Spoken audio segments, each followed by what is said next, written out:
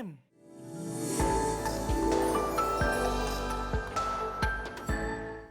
أعوذ بالله من الشيطان الرجيم. بسم الله الرحمن الرحيم. الحمد لله رب العالمين وبه نستعين على أمور الدنيا والدين والصلاة والسلام على حبيبنا مصطفى سيدنا محمد وعلى آله وأصحابه أجمعين. رب اشرح لي صدري ويسر لي أمري واحلل عقدة من لساني يفقه قولي. Assalamualaikum warahmatullahi wabarakatuh. Apa khabar anak-anak, adik-adik serta ibu bapa sidang penonton motivasi pagi yang dirahmati Allah sekalian. InsyaAllah pada pagi ini, saya Ustaz Shazril Sapawi akan bersama anak-anak, adik-adik dan ibu bapa sidang penonton sekalian dalam slot motivasi pagi Jumaat pada hari ini. Alhamdulillah, hari ini merupakan hari Jumaat, penghulu segala hari. Salam subuh Jumaah Mubarakah. Ustaz doakan semoga pada pagi yang mulia ini Allah limpahkan rahmat dan barakah buat kita semua. Tiada apa yang kita harapkan daripada Allah Subhanahu Wa Taala melainkan keampunan, kerahmatan dan keberkatan daripadanya mudah-mudahan. Alhamdulillah, thumma Alhamdulillah. Ustaz ingin mengajak sidang penonton sekalian, anak-anak, adik-adik serta ibu bapa yang sedang menonton siaran motivasi pagi Jumaat ini untuk kita sama-sama mengucapkan syukur kehadrat Allah Subhanahu Wa Taala. Kerana apa? Kerana Allah lah yang telah memberi kita peluang untuk kita hidup sehari lagi pada hari ini. Setelah Allah matikan kita buat sementara waktu pada malam hari ketika kita tidur, Allah jugalah yang telah menghidupkan kita semua pada pagi ini. Mudah-mudahan umur kita semua dipanjangkan dalam keimanan dan ketakwaan kepadanya. Maka sewajar dan sewajibnya kita bersyukur atas nikmat kehidupan ini. Ada orang bertanya kepada Ustaz, Ustaz, macam mana nak bersyukur kepada Allah? Ada banyak cara kita boleh bersyukur. Bermula dari kita membuka sahaja mata, kita perlu ucapkan syukur. Kita kena baca doa bangun daripada tidur.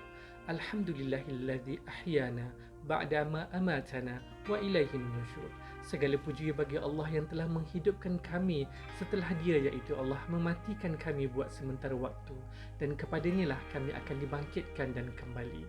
Amin ya rabbal alamin. Anak-anak, adik-adik yang Ustaz kasihi, cara bersyukur kedua yang perlu kita lakukan, malah wajib kita kerjakan setiap pagi bila kita bangun sahaja daripada tidur. Apa dia? Ya betul anak-anak dan adik-adik, solat subuh. Anak-anak, adik-adik dah solat subuh ke belum ni? Ustaz percaya anak-anak, adik-adik yang sedang menonton siaran ini pasti sudah selesai melaksanakan kewajipan kita. Tahniah Ustaz ucapkan kepada anak-anak dan adik-adik semua. Dalam tempoh perintah kawalan pergerakan PKP sekarang ini, kita semua tak dibenarkan untuk solat berjemaah di masjid atau surau buat sementara waktu. Tapi ini bukanlah alasan untuk kita langsung tidak solat berjemaah. Jadi sebenarnya inilah peluang untuk kita solat berjemaah bersama-sama ahli keluarga kita semua. Alangkah indahnya kalau satu keluarga dapat solat subuh berjemaah bersama-sama, daripada yang kecil sampailah yang besar. Ustaz sendiri pun solat berjemaah bersama ahli keluarga Ustaz. Alhamdulillah, Ustaz juga ada ibu dan ayah Ustaz yang tinggal bersama dengan Ustaz di rumah. Isteri dan anak-anak Ustaz juga solat subuh berjemaah bersama-sama. Alhamdulillah, thumma Alhamdulillah. Inilah juga salah satu nikmat yang wajib kita syukuri. Anak-anak, adik-adik, apa lagi cara kita nak bersyukur kepada Allah? Sebenarnya terlalu banyak cara untuk kita bersyukur kepada Allah. Tambah-tambah lagi dalam keadaan kita, dalam tempoh kita hanya boleh duduk di rumah sahaja macam sekarang, macam-macam perkara sunnah kita boleh lakukan di rumah. Anak-anak, adik-adik yang Ustaz kasihi, rantaian COVID-19 ini masih belum dapat diputuskan. Kita dapat lihat di televisyen dan internet masih terlalu banyak kes-kes COVID-19 yang dikesan dan dilaporkan setiap hari. Anak-anak, adik-adik semua tak boleh keluar rumah. Hanya ibu bapa sahaja yang boleh keluar rumah. Itu pun apabila ada urusan penting seperti membeli keperluan rumah dan sebagainya. Kalau tiada keperluan, jangan kita keluar rumah. Duduk sahaja di dalam rumah. Tapi nak duduk sahajakah di dalam rumah? Takkan tak buat apa-apa. Okey, apa kata jom kita amalkan sunnah-sunnah Rasulullah dalam tempoh kita duduk di rumah. Ini pun salah satu cara kita bersyukur kepada Allah atas segala nikmat yang tidak terkira banyaknya. Apa amalan-amalan sunnah yang boleh dan mudah untuk kita lakukan di rumah dalam tempoh PKP ini? Sekejap lagi Ustaz akan kongsikan. Ustaz nak berehat sebentar. Anak-anak dan adik-adik sidang penonton yang budiman, jangan ke mana-mana. Kita jumpa sekejap lagi. Duduk di rumah, amalkan sunnah, hidup penuh barakah. Ibku ma'ana. Didik TV KPM.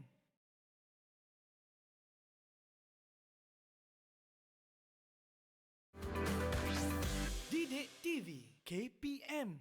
Ahlan bikum min jadid. Bertemu kembali kita dalam slot Motivasi Pagi Jumaat bersama saya Ustaz Shazril Sapawi. Okey anak-anak, adik-adik yang dirahmati Allah sekalian.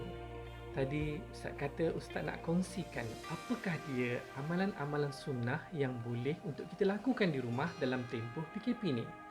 Amalan-amalan ini juga merupakan cara kita bersyukur kepada Allah atas nikmat Allah yang sangat banyak tidak terkira. Anak-anak, adik-adik, yang pertama, kita kena banyakkan membaca Al-Quran. Banyak kelebihan orang yang suka membaca Al-Quran.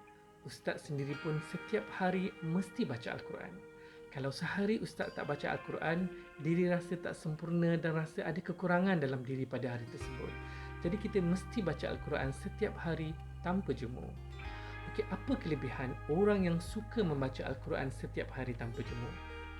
Selain daripada banyak mendapat pahala dan ganjaran di sisi Allah Subhanahu Wa Taala, orang yang rajin membaca Al-Quran juga akan mendapat ketenangan hidup, ketenangan hati.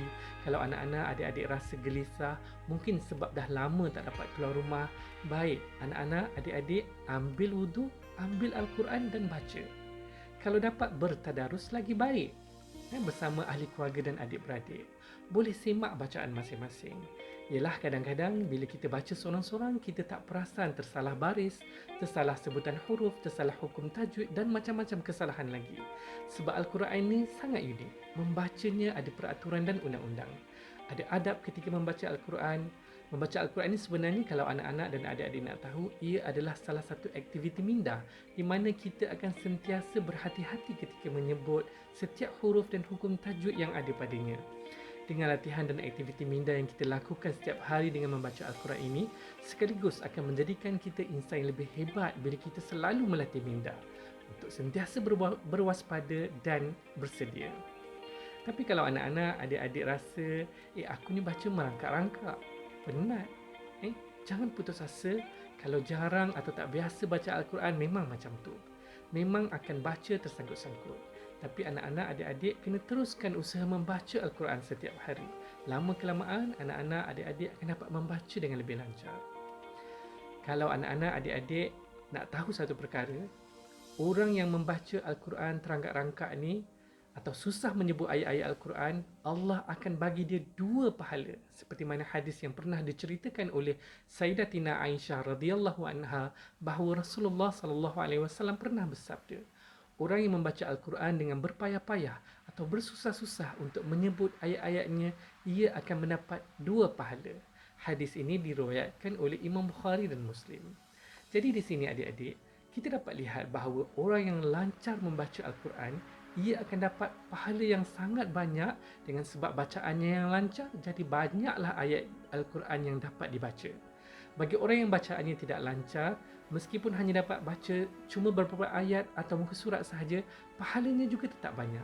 Sebab Nabi dah kata, orang yang membaca Al-Quran dengan kepayahan untuk menyebutnya, ia akan mendapat 2 pahala.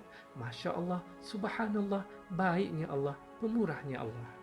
Okey anak-anak dan adik-adik sidang penonton yang dikasihi sekalian. Amalan sunnah kedua yang mudah untuk kita lakukan di rumah dalam tempoh PKP ini ialah berpuasa sunat. Siapa yang rajin puasa sunat waktu PKP ni? Bila ya Ustaz kita boleh puasa sunat? Okey, selain puasa sunat pada setiap hari Isnin dan Khamis, kita juga boleh puasa sunat pada hari-hari putih atau dipanggil Ayyamul Baid.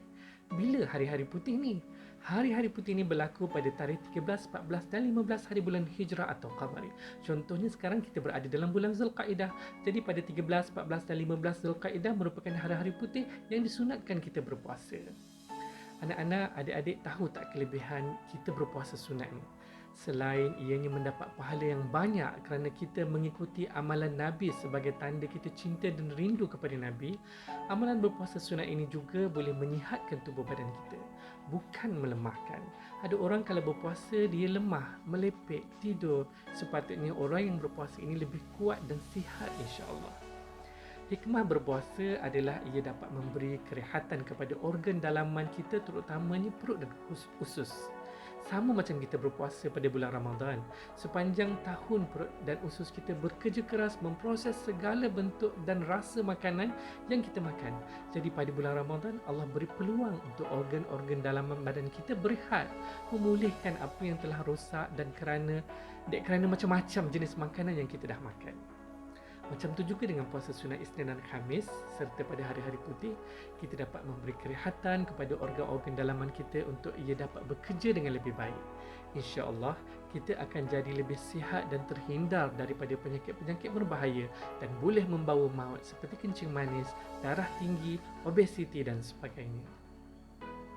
Anak-anak, adik-adik tahu tak? Dalam tempoh kita hanya duduk di rumah ni, kalau kita rajin berpuasa, lebih-lebih lagi seisi rumah kita sama-sama berpuasa, kita sebenarnya secara tak langsung memberi rehat kepada ibu kita yang tak berhenti-henti bekerja di dapur menyiapkan makan minum anak-anak, adik-adik semua seisi keluarga. Kasihan ibu kan? Penat, tak sudah-sudah bekerja di dapur. Jadi kalau kita rajin berpuasa sunat dalam tempoh kita duduk di rumah ni, ibu pun bolehlah rehat sikit daripada penat menyediakan makan minum kita sepanjang hari. Ayah juga boleh kurangkan perbelanjaan dapur. Maklumlah, ada dalam kalangan kita semasa tempoh PKP ni, ada yang ayah mereka tidak dapat bekerja, ada juga yang tidak dapat berniaga, malah lebih teruk lagi ada yang terpaksa dibuang kerja. Allahu Akbar, kasihan mereka. Jadi, pendapatan ibu ayah pun menjadi kurang, sekaligus menjadikan mereka berada dalam kesempitan untuk membeli keperluan makanan dan sebagainya. Jadi, apa yang boleh kita bantu ibu dan ayah kita? Kita berpuasalah. Boleh kan anak-anak, adik-adik? InsyaAllah, besar ganjaran pengorbanan anak-anak dan adik-adik di sisi Allah. Anak-anak, adik-adik yang Ustaz sayangi, amalan sunnah ketiga yang anak-anak, adik-adik boleh praktikkan dalam tempoh kita semua hanya tinggal di rumah ni ialah kita solat berjamaah. Mudah sahaja. Bila masuk sahaja waktu, ajak adik, abang, kakak, ibu dan ayah, jom kita solat berjamaah. Kita bentang dan susun sejadah, ayah atau abang yang tua boleh jadi imam. Allah, besarnya pahala berbanding kita solat sendiri-sendiri, dahlah sendirian di akhir waktu pula. Tapi Ustaz percaya anak-anak, adik-adik yang sedang menonton ni semuanya boleh lakukan yang terbaik. Solat berjemaah bersama ahli keluarga di awal waktu tu bukan sahaja kita dapat 27 kali ganda pahalanya.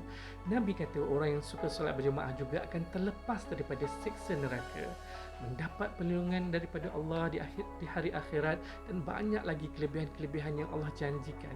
Kita juga akan mendapat ketenangan dan kasih sayang dalam keluarga kita. Ialah lepas solat kita berdoa bersama, bersalaman bersama. Kalau boleh peluk ciumlah ibu ayah kita setiap kali lepas kita solat berjemaah bersama. Indah kan? Kalau orang yang 5 waktu sehari semalam solat berjemaah bersama, mana mungkin ia akan bergaduh sesama adik-beradik. Sebab mereka sentiasa bersalaman, bersama-sama menghadap Allah, menyembah Allah dan sama-sama juga berdoa, memohon segala kebaikan daripada Allah Subhanahu Wa Taala. Mudah-mudahan Allah limpahkan mawaddah warahmah dalam keluarga kita semua. Amin. Okey, Ustaz nak berehat sebentar, boleh tak?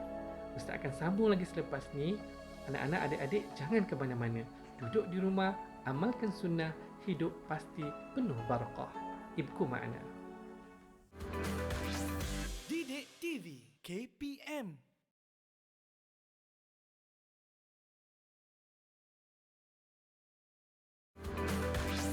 Didik TV KPM. Bertemu lagi kita dalam Motivasi Pagi Jumaat bersama saya, Ustaz Syazril Sapawi. Okey anak-anak, adik-adik, dah dapatkan tadi Ustaz kongsikan 3 amalan sunnah yang boleh untuk kita lakukan dalam tempoh kita semua duduk di rumah, belajar di rumah semasa PKP ni. Ustaz ulang semula. Yang pertama, banyakkan membaca Al-Quran. Yang kedua, banyakkan berpuasa sunat. Dan ketiga, sentiasa solat berjamaah bersama ahli keluarga. Okey, apa lagi amalan sunnah yang boleh kita lakukan di rumah?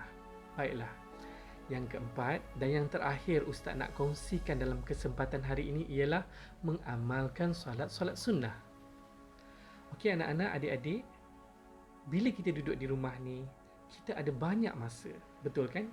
Jadi apa kata daripada kita hanya makan tidur, main game, lepas tu tonton filem, apa kata kita lakukan juga solat-solat sunat yang sangat banyak kelebihannya. Mudah je solat sunat ni, dan waktunya juga ada yang boleh buat pada bila-bila masa dan ada juga yang kita boleh lakukan dalam waktu-waktu tertentu. Apa solat sunat tersebut? Dan ada banyak contoh solat sunat. Baik, Ustaz nak bagi. Yang pertama, solat sunat isyraq.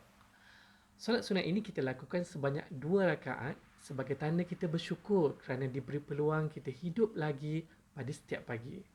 Lebih kurang macam kita berdoa selepas bangun daripada tidur. Tapi kali ini, dengan menunaikan solat sunat isyraq, kita bersyukur kerana Allah beri kita peluang lagi untuk bertaubat dan memohon keampunan atas dosa-dosa yang telah kita lakukan. Kalau kita tidur dah tak bangun-bangun atau terus mati, peluang itu dah tak akan dapat lagi. Maka kitalah orang-orang yang rugi kerana tidak mendapat peluang tersebut. Na'udzubillahi min dzalik. Astaghfirullahalazim. Solat sunat isyraq ini juga sebagai tanda rasa syukur kerana masih diberi peluang merasai nikmat hidup yang dikurniakan Allah. Waktu solat ini kita laksanakan lebih kurang 12 minit selepas waktu syuruk, iaitu selepas terbit matahari sehinggalah masuk waktu duha. Lebih kurang setengah jam selepas terbit matahari. Kalau waktu sekarang ni, bagi yang tinggal di Lembah Kelang, waktu subuh masuk pada jam 5.52 minit pagi dan waktu syuruk pula pada jam 7.05 minit pagi. Bermula dari jam 7.05 minit pagi, tamatnya waktu subuh adalah waktu haram solat. Jadi kita tak boleh solat pada waktu ini. Kita hanya boleh berzikir, membaca Al-Quran dan sebagainya selain daripada solat. Waktu solat sunat isyraq pula akan bermula lebih kurang 12 minit selepas waktu syuruk tadi. Jadi 7.05 minit campur 12 minit lebih kurang pukul 7.17 minit lah waktu solat sunat isyraq baru boleh mula kita laksanakan. Waktu solat sunat duha pula bermula 30 minit selepas waktu syuruk. Jadi kita boleh laksanakan solat sunat isyraq ini bermula 7.17 hingga 7.35. Tak lama pun waktunya. Lebih kurang 23 minit. Tapi kalau kita dapat lakukan, Masya Allah, terlalu banyak fadilat dan kelebihan yang Allah janjikan untuk kita. Okey, selepas sunat isyraq, solat sunat apa pula yang kita boleh lakukan? Seperti yang Ustaz dah sebut tadi, solat sunat duha yang boleh kita kerjakan selepas solat sunat isyraq. Solat sunat ini waktunya agak panjang. Ia bermula selepas tamat waktu solat isyraq tadi. Kalau sekarang ni di Lembah Kelang bermula pada jam 7.35 minit pagi macam tu, sampailah sebelum masuk waktu zuhur. Waktunya sangat panjang dan kita boleh solat sunnah duha ini dengan bilangan rakaat 2 atau 4 atau 6 atau 8, terpulang kepada kemampuan kita. Setiap 2 rakaat dengan 1 salam. Solat sunnah duha pun ada banyak kelebihan yang Allah janjikan untuk kita yang rajin mengerjakannya. Anak-anak dan adik-adik yang dirahmati Allah sekalian, solat sunat yang ketiga yang Ustaz nak kongsikan ialah solat sunat rawatib. Solat sunat rawatib ini bermaksud solat sunat yang dilakukan sebelum atau selepas solat fardu 5 waktu. Ini bererti solat sunat rawatib ini mengiringi solat fardu subuh, zuhur, asar, maghrib dan isyak. Tujuannya ialah untuk menampung kekurangan semasa kita mengerjakan solat fardu. Selain nama solat sunat rawatib, solat ini juga dikenali sebagai solat sunat qabliyah dan sunat ba'diyah, iaitu bermaksud sunat sebelum dan sunat selepas solat fardu. Namun anak-anak dan adik-adik, ada 2 waktu solat fardu yang tidak ada solat sunat rawatib selepasnya. Bererti jangan kita solat sunat rawatib selepas daripada 2 solat fardu ini. Solat fardu apa yang anak-anak? Iaitu tiada solat sunat rawatib selepas solat fardu subuh dan selepas solat fardu asar. Tidak ada solat sunat. Ingat tu adik-adik. Okey, sebenarnya anak-anak dan adik-adik, ada banyak lagi solat-solat sunat yang lain yang boleh kita lakukan dalam tempoh kita hanya duduk di rumah. Antaranya ialah solat sunat wuduk. Selepas saja kita berwuduk, waktu solat belum masuk, kita solat sunat wuduk 2 rakaat. Selain itu, kita juga boleh solat sunat hajat. Bila-bila masa kita boleh solat sunat hajat. Mohonlah apa sahaja hajat kita yang baik-baik dalam solat sunat hajat kita. InsyaAllah, Allah itu maha kaya, Allah itu maha pemurah. Allah suka kita meminta-minta kepadanya, tetapi bukan selain daripadanya. Maka solatlah sunat hajat, memohon hajat kita diperkenankan Allah, dipermudahkan Allah dan diberi yang terbaik untuk kita. Seterusnya, anak-anak dan adik-adik, solat sunat awabin. Pernah dengar tak nama solat sunat ni? Solat sunat awabin ialah solat sunat antara solat fardu maghrib dan isyak. Awabin bermaksud orang-orang yang bertaubat. Solat sunat awabin ini dilakukan di antara solat sunat fardu maghrib dan isyak untuk memenuhi ruang masa yang kosong, yang terluang sekiranya kita tidak ada apa-apa yang hendak kita lakukan pada antara dua waktu tersebut. Daripada kita duduk sahaja tanpa faedah, ada baiknya kita sama-sama mengerjakan solat sunat awabin. Semoga Allah Subhanahu Wa Taala menerima taubat kita dan dikurniakan hidayah dan barakah daripadanya. Okey, anak-anak ustaz di luar sana, sekarang ni ramai yang sedang menunggu panggilan masuk ke mana-mana universiti. Kadang-kadang tawaran datang bertimpa-timpa hingga sukar nak buat pilihan yang mana satu universiti atau kolej yang anak-anak nak pergi. Maka bolehlah anak-anak lakukan solat sunat istikharah. Mohon petunjuk daripada Allah untuk tunjukkan kita, permudahkan kita pilihan mana yang terbaik untuk kita. InsyaAllah, Allah itu akan membantu hamba-hambanya yang meminta petunjuk daripadanya, berserah dan bertawakal kepadanya. Semoga anak-anak dan adik-adik dapat melakukan pilihan terbaik untuk kejayaan adik-adik di dunia dan di akhirat kelak. Amin. Ya Rabbal Alamin. Okey adik-adik, solat-solat sunat lain yang anak-anak dan adik-adik boleh lakukan dalam tempoh duduk di rumah ini ialah solat sunat taubat, solat sunat witir dan juga solat sunat tahajud.